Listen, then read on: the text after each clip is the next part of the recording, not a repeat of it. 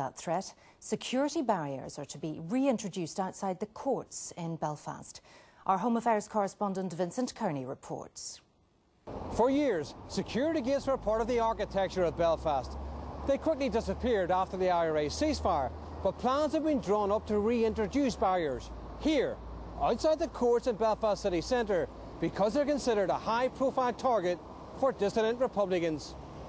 It won't be a return to images like these when heavily armed police officers man these sangers around the clock. But it will mean an end to this kind of open access to the road that runs between the court buildings. Explosions outside the courthouse in Newry, MI5's headquarters in Palace Barracks and Newton Hamilton Police Station demonstrate that dissidents have perfected their bomb-making skills, and the police fear more iconic buildings will be targeted. The courts in Belfast were targeted a number of times during the Troubles. The increased dissident threat is also likely to result in a temporary reprieve for the full-time reserve. The remaining 227 members of the reserve were due to begin a 9-month resettlement and training programme in June to prepare them for leaving the police next March. But they may now be offered the chance to postpone the process and remain on duty for a further 9 months. But the chairman of the Police Federation, who this week said the PSNI don't have the resources needed to tackle the current security threat, today said a 9-month reprieve may not be enough. If come March of next year it's apparent that the terrorist threat remains at the same level, or God forbid it increases further, then it will be quite clearly our view that we would need to retain these officers beyond that date. While the police insist that no final decision has been taken, they've confirmed that the retention of the full-time reserve for a further 9 months is under active consideration. This temporary reprieve for the full-time reserve is just one of a range of options being considered to help combat the growing dissident threat. Others include more technical equipment to improve undercover police operations and more intense cross-border cooperation. Vincent Kearney, BBC Newsline. The funeral has taken place of Seamus Fox, the 58-year-old West Belfast man discovered with serious head injuries at the back of Woodbourne Police Station last Thursday. Several hundred people attended his requiem mass at St Oliver Plunkett's Church in Lenadoon. The priest told mourners there was a dark cloud hanging over the local community amid concerns about safety on the streets. A man charged with attacking a County Armagh student and leaving her critically ill in Chicago has been denied bail. Natasha McShane from Silverbridge was attacked in this area of Chicago last Friday as she and a friend walked home after a night out. Herberto Veramontes and his 25-year-old girlfriend Marcy Cruz are both charged with aggravated battery and armed robbery. Ms. Cruz's hearing will be held tomorrow. A man jailed for murdering a schoolgirl has been told a prison ban still stands against him sending money out to his daughter.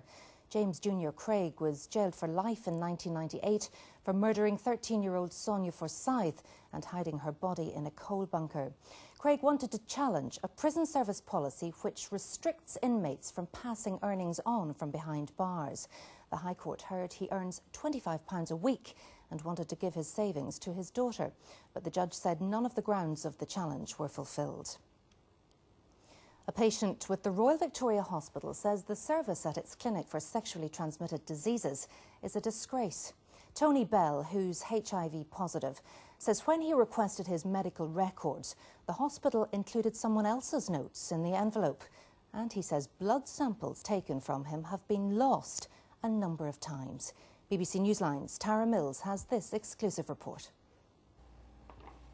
Tony Bell was diagnosed with HIV in 2005. Until 6 months ago, he was treated at the Royal Specialist Clinic. He's so disappointed with their service, he now flies at his own expense to a clinic in England. Long waiting times. Trying to get an appointment would be the first difficulty that you would face.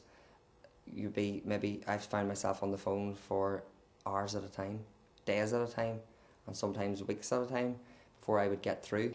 In the past year, his blood samples have been lost and he was sent the blood test results of another patient in the post.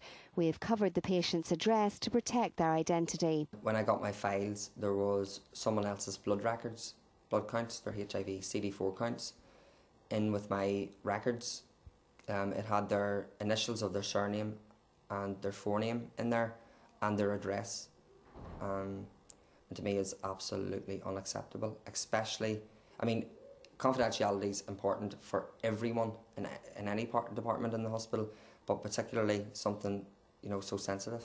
Following a complaint to the hospital, Mr Bell attended a meeting. In the minutes it says the issue of bloods and laboratories comes up consistently across the site.